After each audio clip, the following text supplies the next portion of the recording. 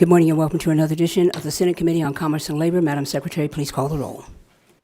Senator Buck, Senator Daly, Senator Hammond, Senator Lang, Senator Pazina, Senator Scheibel, Senator Stone, Chair Spearman. Here, and please mark the other members present once they arrive, please.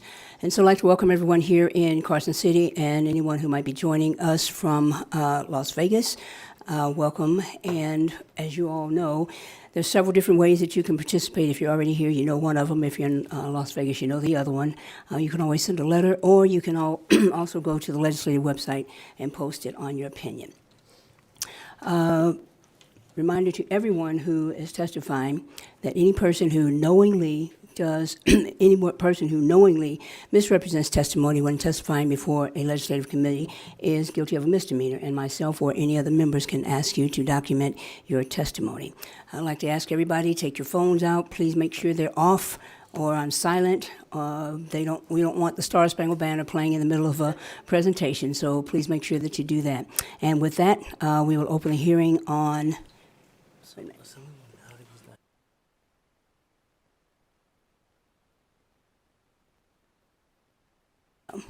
open up the hearing on Assembly Bill 342.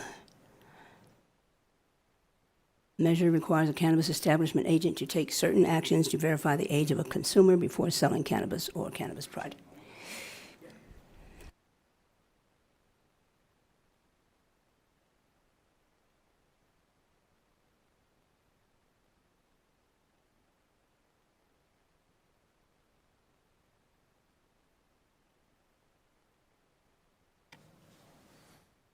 Good morning, Chair Spearman and members of the Senate Committee on Commerce and Labor. My name is Brian Hibbets. I represent Assembly District 13 in Clark County.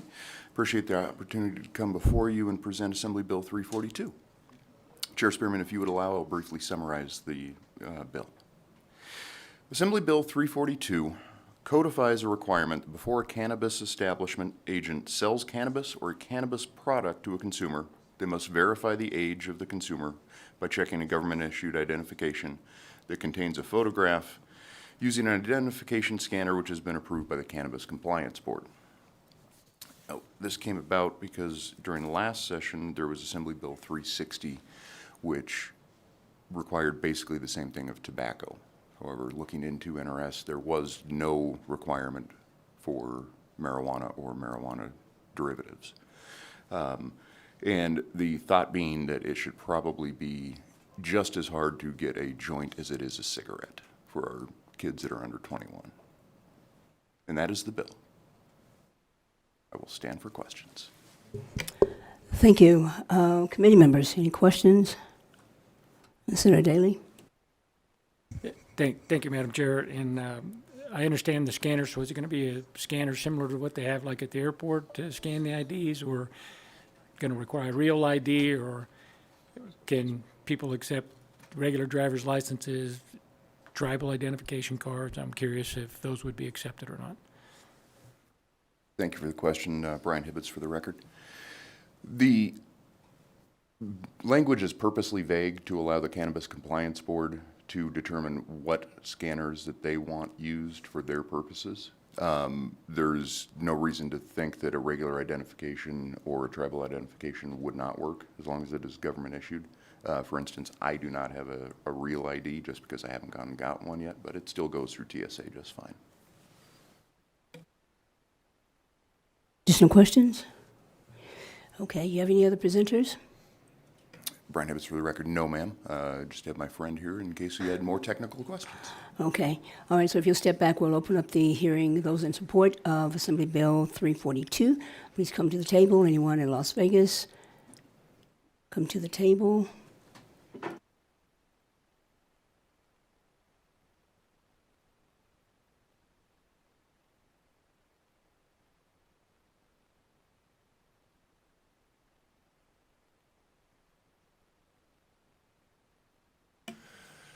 Good morning, Madam Chairman, members of the committee. A.J. Delap on behalf of Nevada Cannabis Association. We are in full support of this measure.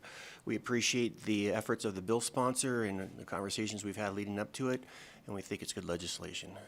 With that, I'll conclude my testimony. Thank you, Chair Spearman, members of the committee. My name is John Jones here on behalf of the Nevada District Attorneys Association, also expressing our support for the bill. Thank you. Thank you, Chair Spearman. I'm Tom Clark. I'm here on behalf of IntelliCheck. First, I want to thank Assemblyman Hibbets for bringing this important piece of legislation forward. I worked with him on the Assembly side, and I also want to thank the industry. They really came forward. They put forward an amendment that everybody could agree with, and I think this is a good public safety piece of legislation. Thank you, Chair. Additional support here in Carson City. Don't see anyone moving in Nevada. BCP. Anyone on the phones? Broadcast. The public line is open and working. There are no callers at this time. Thank you. So we'll move now to testimony in opposition. Don't see anyone moving to the table here or in Las Vegas. Broadcast. Anyone on the phones? The public line is open and working. There are no callers at this time. Anyone here in neutral? Here in Carson, Las Vegas. Anyone on the phones? There are no callers choosing to testify at this time. Thank you. Any closing remarks? Okay, so we'll now close the hearing on Assembly Bill 342, and I see Assemblywoman Hadigi here, and so we will open the hearing on Assembly Bill 410. Please begin when you're ready.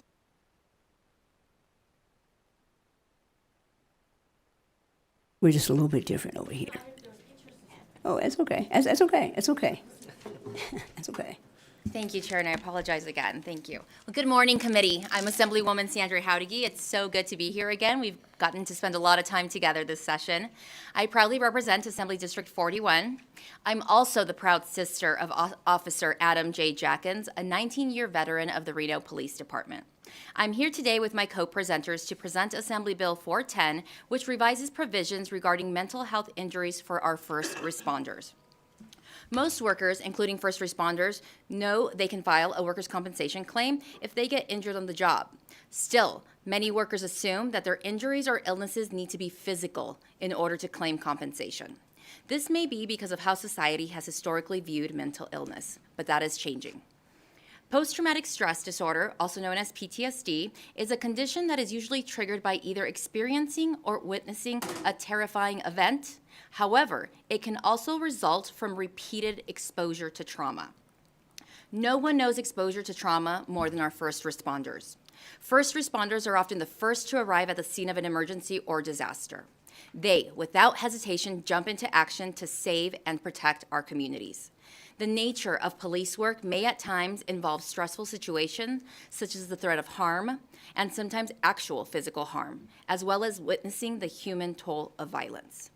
Dr. John Violanti from the University of Buffalo, a retired NYPD officer, wrote an article in the May 2018 Dispatch of the United States Department of Justice magazine. Quote, "Police officers are often exposed to traumatic events, such as seeing abused children or dead bodies, severe assaults, and involvement in shootings, and are therefore at risk for PTSD. Such exposure can impair the mental well-being of an officer and affect their ability to perform duties to the public." End quote. NRS 616C.180 already covers PTSD for our first responders, but has a flaw. Right now, it only covers benefits for PTSD that are tied to one single event. It exempts PTSD that is caused by gradual series of traumatic events related to their careers. Committee, Assembly Bill 410 will help take care of those who take care of us during a time when they need help the most. Chair, with your permission, I would like to turn it over to my co-presenters, Officer Thomas Lopi with the Reno Police Protection Association, followed by Leslie Bell, a workers' compensation representative with the Reno Police Protection Association. Good morning, committee. My name is Thomas Lopi with the Reno Police Protective Association. Thomas, Thomas, Lopi, Lopey. Thank you for allowing me to be here today. Officers are constantly exposed to chaotic and traumatic situations. Exposure to traumatic events can cause and contribute to long-term impacts on mental health. Per the Journal of Emergency Medical Services, first responders have a significantly higher risk of experiencing mental health disorders such as post-traumatic stress disorder, depression, and anxiety compared to the general population. A study by the Journal of Occupational Health Psychology states first responders who experience traumatic events had a higher risk of developing mental health issues the longer they are exposed to traumatic events. The Journal of Emergency Medical Services states 37% of EMS personnel, emergency medical service personnel, reported PTSD-like symptoms compared to 3.5% of the general population. That's 10 times higher than the general population experiences. 16.8% of firefighters report PTSD-like symptoms compared to the general public. And 14.8% of police officers report PTSD-like symptoms compared to the general public. Due to the existing stigmas regarding mental health in the first responder community, many experts believe the actual rates of PTSD are higher due to underreporting.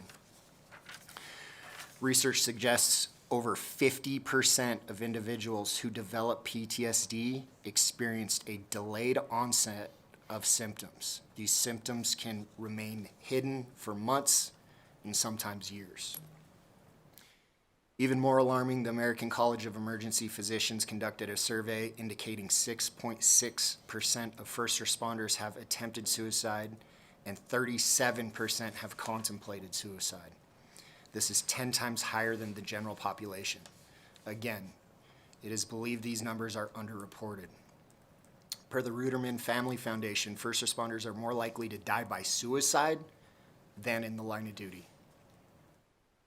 First responders are more likely to develop symptoms of complex PTSD, which is the accumulative and prolonged exposure to trauma. Often our PTSD symptoms are accumulative and rarely stem from a single defining event. With changes with this bill, I'm hoping we could provide the appropriate resources to our first responders so that they can have longer, healthier careers, so they can have healthier interpersonal relationships, family relationships. When they develop these symptoms, PTSD-like symptoms, they start to engage in poor coping mechanisms such as drug and alcohol abuse. Their personal relationships are damaged, they miss more work, and we're seeing first responders retiring early in their careers, which is a huge loss to each agency for having tenured firefighters, officers, and EMS personnel. So with the change in this law, I'm hoping we can provide the appropriate mental health resources to our first responders so we can have a healthier first responder force and to provide better care for our communities. Thank you. Leslie Bell, Workers' Compensation Representative for the Reno Police Protective Association. Prior to 2019, there was no coverage for public safety personnel with mental health disorders, post-traumatic stress disorder, anxiety disorders. That was fixed with 2019 legislation. However, I often still see these claims denied. They're denied because of this flaw, which is now being corrected in AB 410. And we appreciate your support for this. Oftentimes, people come to me with secondary issues, usually chronic post-traumatic stress disorder and anxiety disorders result in both heart conditions and sleep disorders. And so oftentimes they're not easily or early identified and therefore denied for late reporting. This fix changes that and it corrects this problem, and we believe that this will result in more of these claims being properly addressed early on. Thank you. Thank you, Madam Chair, and it's a great point that Ms. Bell pointed out. Assemblywoman Sandra Howdigi, for the record. When PTSD started being covered, it was a result of 1 October. That's when we added the coverage for first responders because of the trauma that they experienced, that our community experienced after 1 October. But we know very well that the trauma just doesn't happen one time. I mean, we gave them coverage for those who experienced the traumatic event, but the reality is they see these traumatic events on a daily basis when they go to work. And so this was just meant to correct and expand a bill from 2019 that was a result of 1 October. We're ready for questions, Madam Chair. Thank you. Committee members, any questions? Senator Daly? Actually, I have two. So the first one, and I know, as Leslie knows, that we have almost like a companion bill. It's not exactly workman's comp bill that's going to be coming over to the Assembly. And is that bill, the bills complement each other and try to address similar, not similar, but they complement each other, no conflicts. I believe they complement each other, and I'm open. Both bills pass in both houses, but just wanted to make sure there was no conflicts. Senator Daley, thank you, Leslie Bell, for the record. I see no conflict. They should complement each other. Not very often do you see these claims rise to the level of SB 274, which was originally a bad faith bill. They're denied. They go through the Department of Administration. They are overturned. I recently, though, just assisted somebody that was denied from a 2019 very serious injury where the post-traumatic stress disorder was denied. It was overturned in December of 2022. So it takes a great deal of time, but there was no errors in law that would create any sort of benefit penalty as a result. So they do complement each other, and they're both very needed. Thank you, sir. And then my second question, I was just looking at it again, and I know the emphasis here is on law enforcement, but this wouldn't just apply to law enforcement. Would it be in any industry or? Sandra Howdiggy, for the record, it applies to first responders, Senator Daley, as defined in the bill.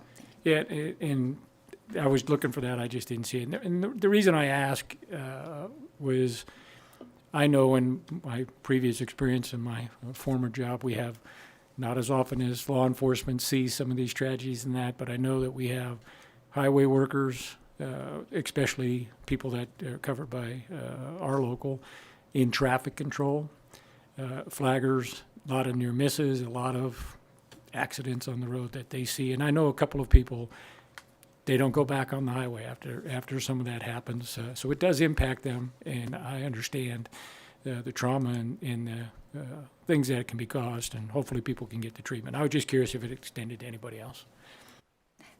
Thank you, Assemblywoman Sandra Howdiggy, for the record. In the bill, Senator Daley, it covers under Section 8B, it covers first responders, and it defines who they are: a salaried or volunteer firefighter, a police officer, an emergency dispatcher or call taker who is employed by a law enforcement or public safety agency in the state, and an emergency medical technician or paramedic who is employed by a public safety agency in the state.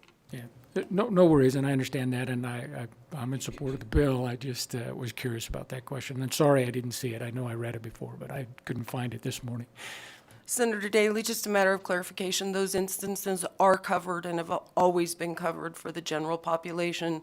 This just expands the gradual stimulus where that is still prohibited for people in general industry, basically based on being disciplined in the workforce. Thank you. So additional questions? Thank you for bringing the bill. And just some flashbacks. I remember my first murder investigation, homicide investigation in Korea, and I still see it. So thank you.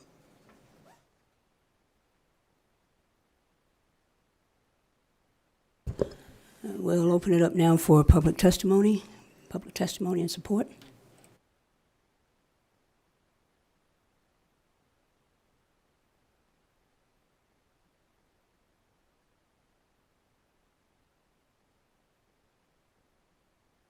Good morning, Madam Chair, committee members. Todd Inglesby, President of the Professional Firefighters of Nevada. I just want to thank Assemblywoman Howdiggy for bringing this forward. Thank you for allowing us to present the bill and to have this hearing. We support this bill wholeheartedly. We brought a bill in 2019, as Assemblywoman described, to provide us coverage for PTSD. With that, and with all new bills, you do find holes and things that don't work as we planned. Allowing this to be cumulative is a big part of it. I remember good calls. I remember all my bad calls. And my thing is, this just allows us to file a claim.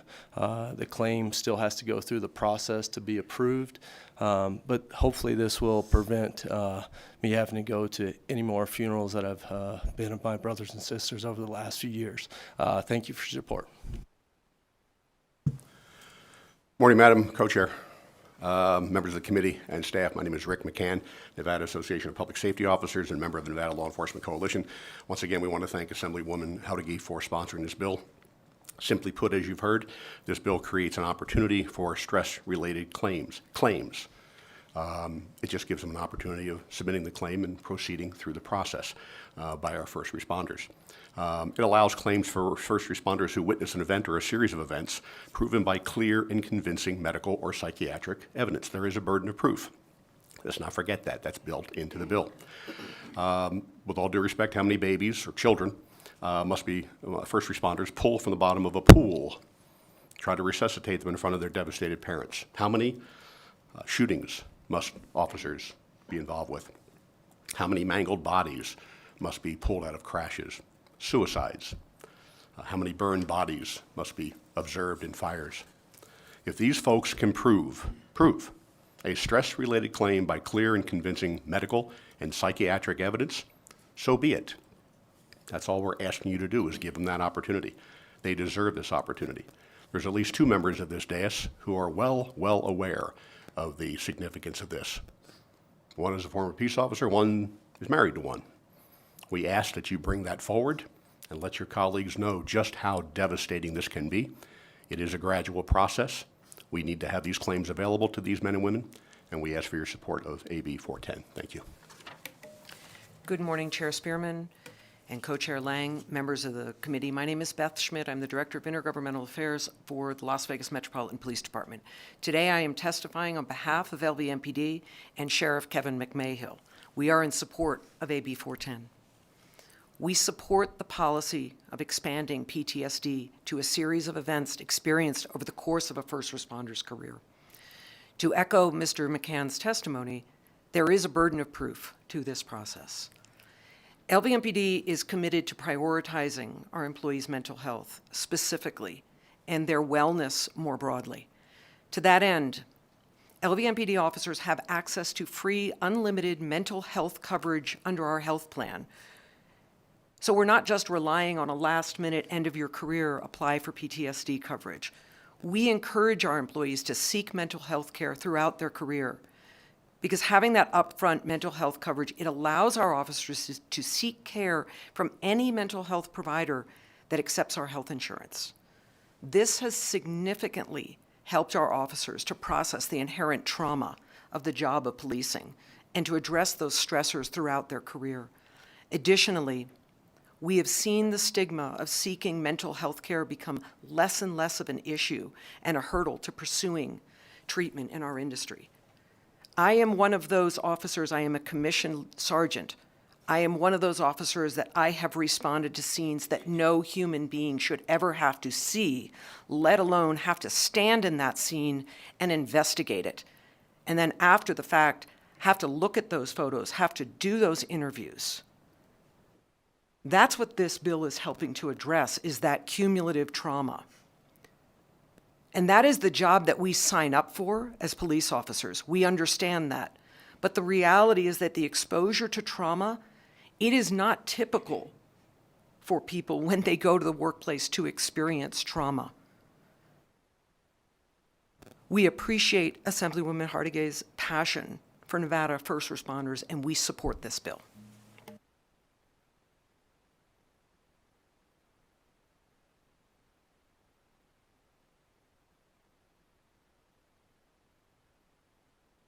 Anyone else in support here in Las Vegas, or is anyone moving to the table? Broadcast, anyone on the phones?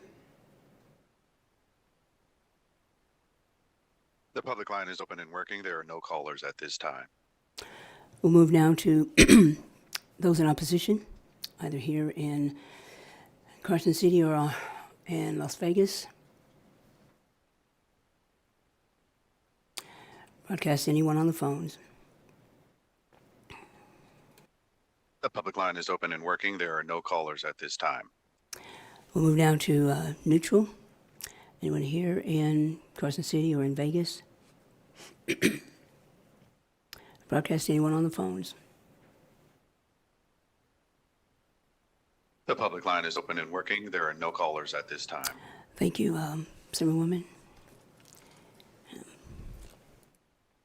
I just want to say thank you, Chair and Committee, for hearing Assembly Bill 410.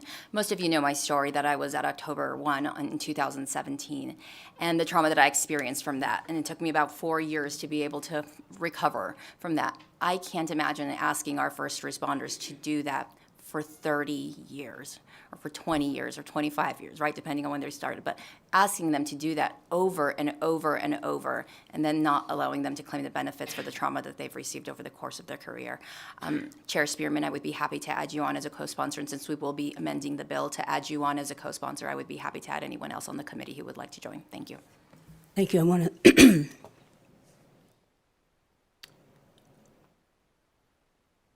thank you for bringing the bill and just brought back some memories I'm not trying to remember. So thank you, and thank you to our first responders. And we have some first responders who are also veterans, and that complicates things a lot more. We're trying to do something about this. I want to say it was 2017. Heart-lung bill, and we were going to add a bunch of things to it, and for some reason we couldn't get it out. Or 2015, I think it was, couldn't get it out. So thank you. Thank you. With that, we'll close the hearing on Assembly Bill 410 and open the hearing on Assembly Bill, I'm sorry, 432. Yeah.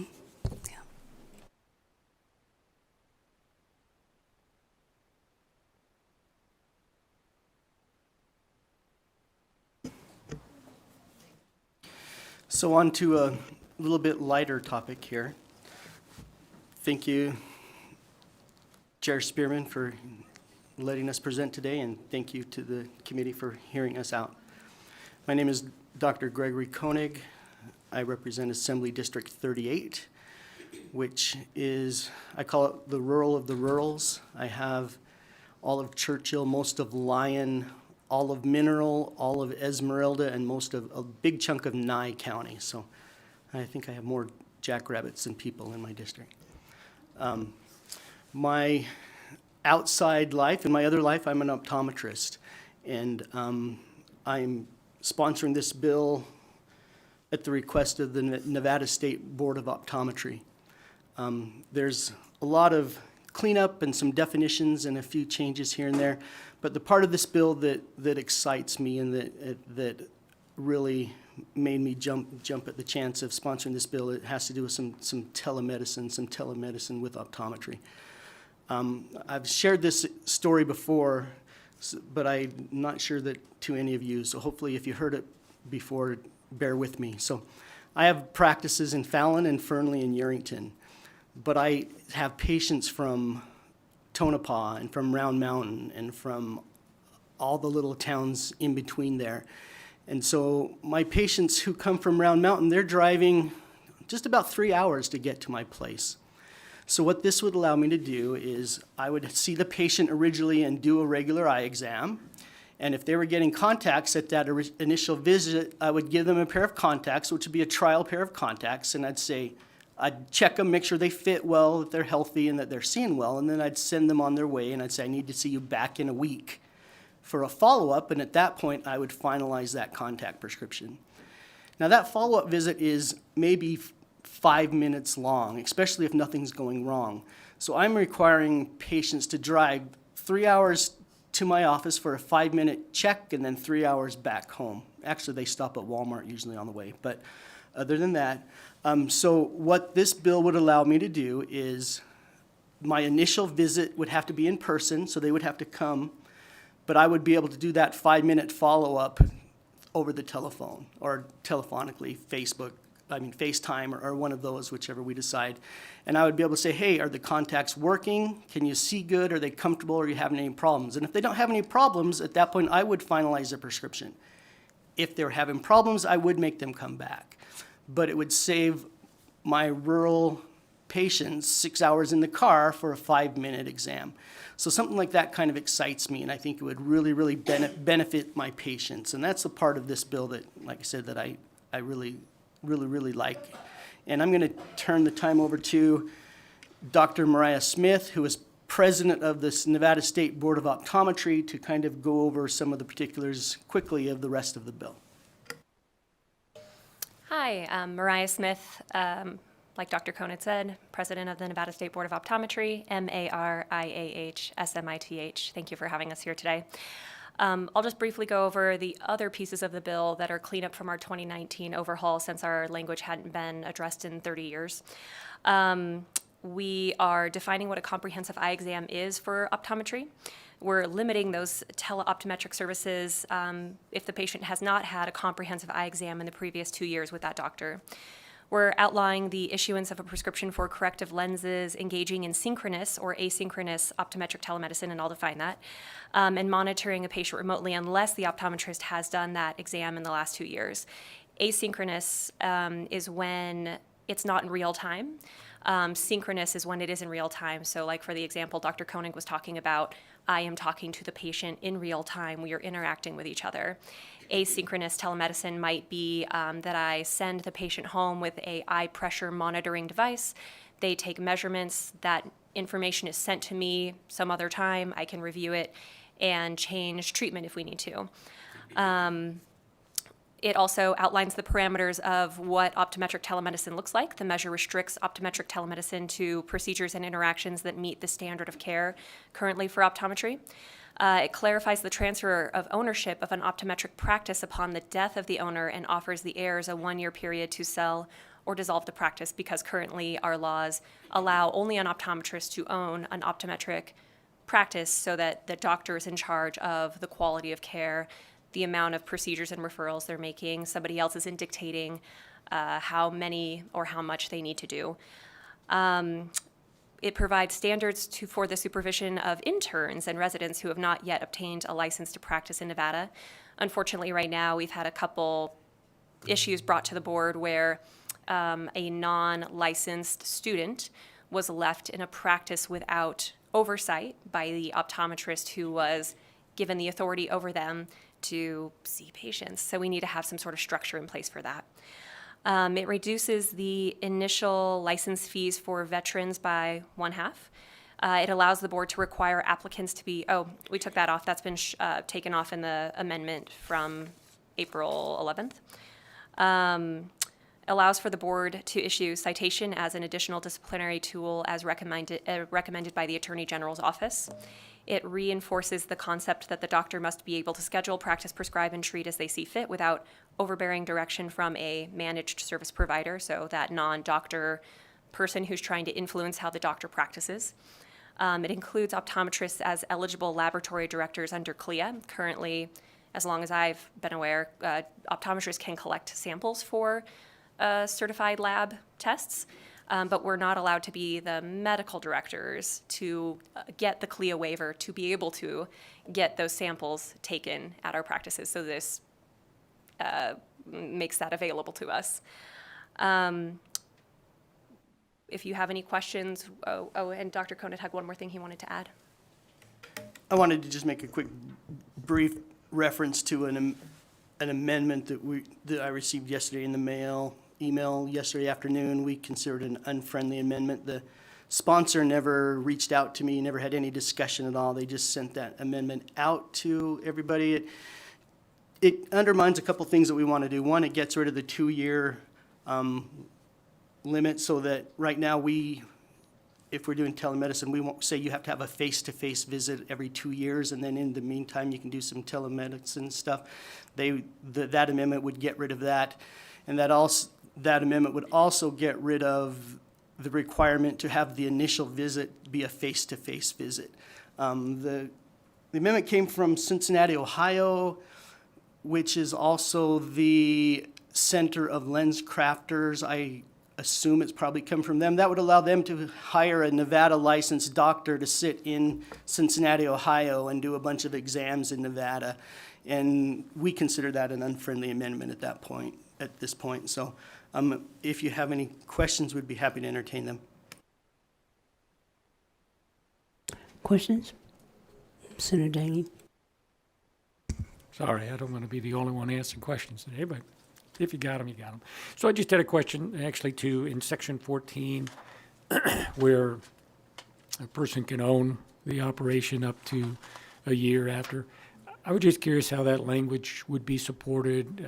Maybe it needs to be tightened up. Is that if you're a sole practitioner, family member can own it, should be made clear that they can't do any of the practice. And I would assume that that's there, but so they can own it, but they can't perform any of the duties. And then on the transfer language, I don't know how long it takes or what education, all that stuff's required to acquire the proper license if that family member, but it says they have to transfer it if they, or transfer it to a licensee. Is there any possibility that a person becomes licensed in that year, or is that really a moot point because it couldn't happen?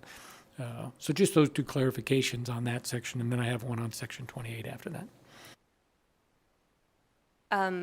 It would, oh, sorry, Mariah Smith for the record.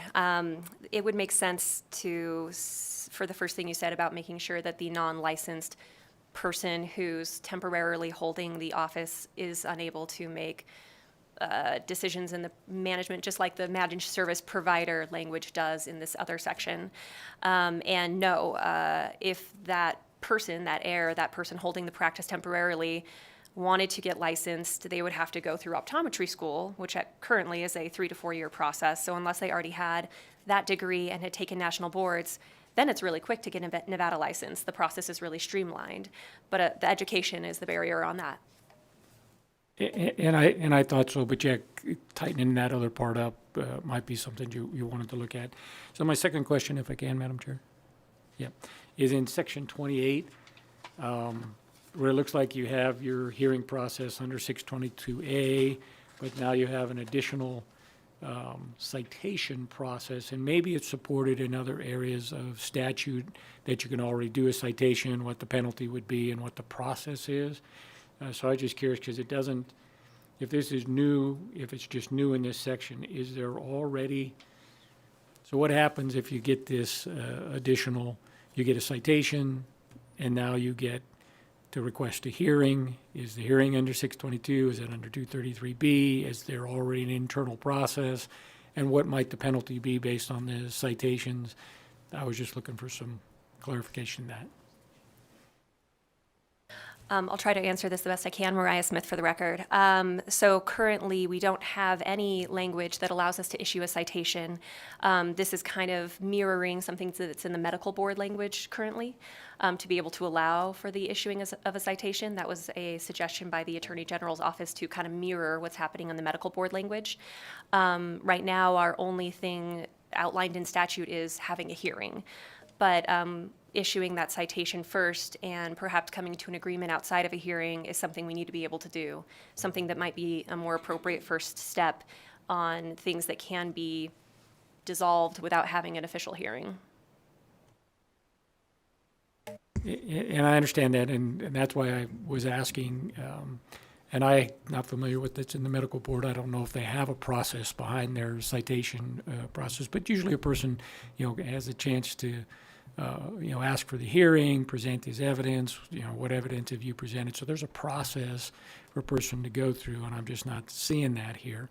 And then what about potential penalty that goes along with this citation? Is it just, right now it's open, apparently you can do whatever you want, or maybe, because you don't say, you can't do anything other than issue the citation.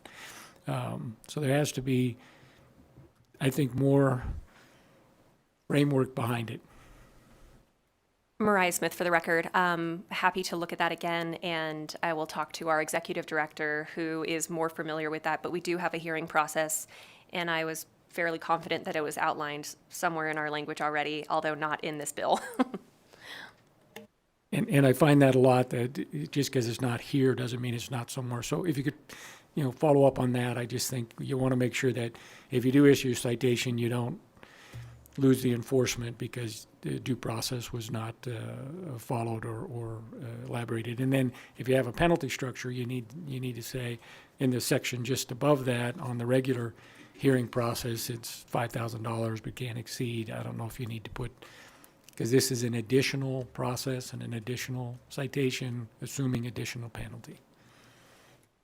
Mariah Smith for the record. Yeah, thank you for the insight, and I'll make sure we look at that and make sure it's outlined clearly. Thank you.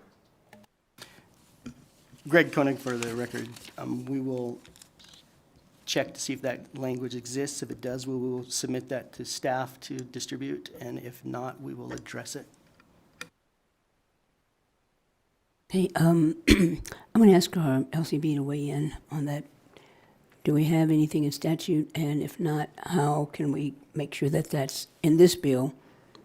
And if it is, then perhaps we need to put something that references the statute. I think there are two things with respect to issuing a citation. NRS 636.145, which is section 22 of the bill, refers to the citation being issued after an investigation and hearing in accordance with 233B, 622, and 622A. So in my reading of this, then there would need to be either a hearing conducted before the citation is issued, or down in section 28 in subsection 2, there is the ability, it says to appeal a citation, the person can submit a request to the board for a hearing not later than 30 days after the date of issuance of the citation. And at that point, any hearing would have to be conducted under the other procedures in statute for the board to conduct its hearings. So I think it would be either a citation would be issued after a hearing has already been conducted, or if it does happen to be issued after or before a hearing, there would have to be a process to appeal that. And that process is submitting a request to the board for a hearing within 30 days after the issuance of the citation, and then the hearing would be governed by 622. Thank you. Senator Daly, did that answer your question? It answers my question. Yes, we just want to make sure we have it clear so people know what they do. I mean, a lot of times before you issue the citation, you can have an investigation and then issue the citation. And so however you're going to make that language clearer, I have confidence in our legal staff that they'll lead you in the right direction. Okay, thank you. Additional questions? Senator Stone? You have any other presenters? Okay, you step back and we'll open up public hearing for those in support. Those in support here in Carson City and in Las Vegas. Begin when you're ready. Good morning, Madam Chair, committee members. Michael Hillerby on behalf of the Nevada Optometric Association, here to support the bill today. We appreciate the hard work the board does in protecting the public. I think this bill adds some very important definitions and rules around optometric telehealth and other patient protections, and appreciate the hard work of the board. Thanks very much. Good morning, Chair Spearman and members of the committee. Isaac Tenorio with Strategy 360, today representing Churchill County. We urge you to support this bill. This is a really important bill for our rural Nevadans. It'll ensure that they get proper telemedicine. We think that's really important because it's an issue that's near and dear to Churchill County since it is very spread out and wide. So we urge you guys to support this bill, and we want to thank the sponsor for their hard work. Thank you so much. Thank you. Anyone else? Don't see anyone moving to the table. BPS, anyone on the phones? If you would like to testify in support of AB 432, please press star 9 now to take your place in the queue.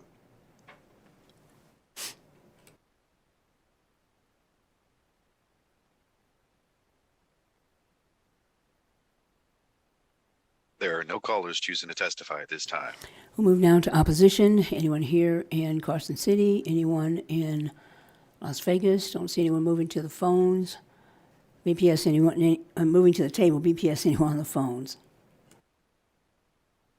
If you would like to testify in opposition to AB 432, please press star 9 now to take your place in the queue.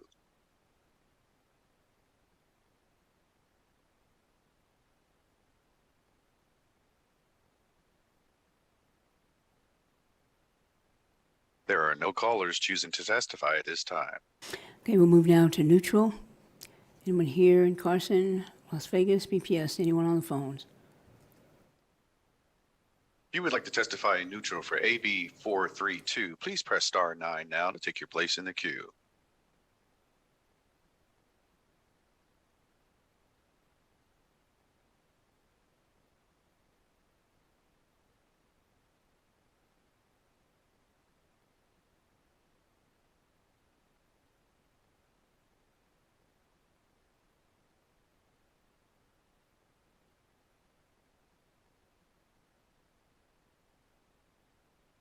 Caller, you're unmuted.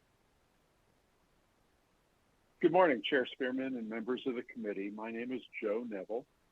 I'm with the National Association of Retail Optical Companies, and we represent optical firms throughout the United States. And our members have many forms of business relationships with optometrists.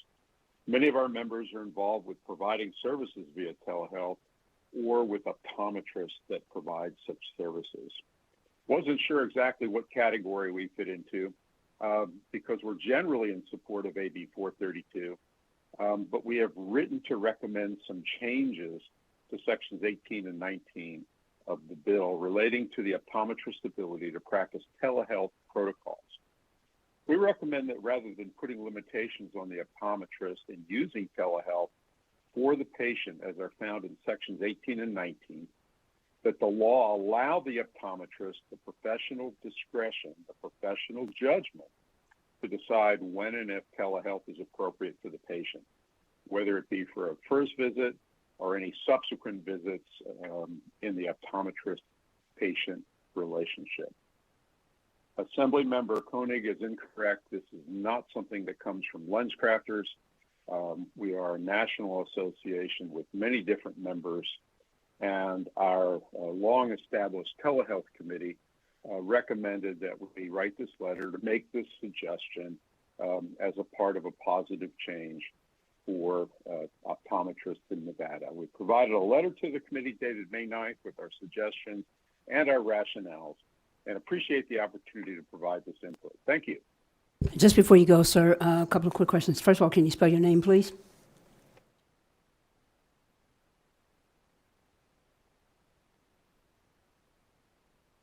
Are you still there? I'm here, yes, sir. Okay, can you spell your name? And I have a couple of other questions, too. Oh, yes. First name is Joe, J-O-E. Last name is Neville, N-E-V-I-L-L-E. Thank you. And so you said you have provided, did you provide that to the sponsor before you sent it out to everyone? Yes. Did you talk to the sent, sponsor? our I'm sorry, letter- hold on just a minute, sir. Did you talk to the sponsor before you sent whatever your suggestions were? No, Chair Spearman. We did not talk to the sponsor. We sent the letter to him at the same time we sent it to the committee. Yep, thank you so much. And I'm so sorry no one informed you of the process here. I do not accept amendments unless someone has already talked to the primary sponsor to give them an opportunity to take a look at it and to see whether or not it is friendly or unfriendly. So I'm so sorry that someone did not inform you of that fact, and you are more than welcome to get in touch with the sponsor and see if there's a way to incorporate some of your suggestions or not. Thank you for taking the time and the other members of your association, but I just don't do that to people who have worked hard and long on a bill. If someone has an amendment, they must talk to the sponsor first. I'm so sorry they didn't tell you that. Thank you. I understand, and I will follow up as you suggest. Appreciate it. Thank you. So you have the sponsor's contact information? I do, yes. Okay, thank you so much. And I just want to remind everyone here, if you're new to me, I don't take amendments unless the sponsors had a chance to take a look at them. It's very unfair to the sponsor who has come prepared to present a bill and presumes that everyone who has a difference of opinion has already spoken to them. So I do not take amendments unless the sponsor has been notified and had an opportunity to take a look at it and work it out. That's just my policy. It's been my policy since I've been here, so thank you so much. Thank you. Anyone else in neutral? BPS on the phones? There are no callers choosing to testify at this time. Thank you. Zimmerman, closing comments?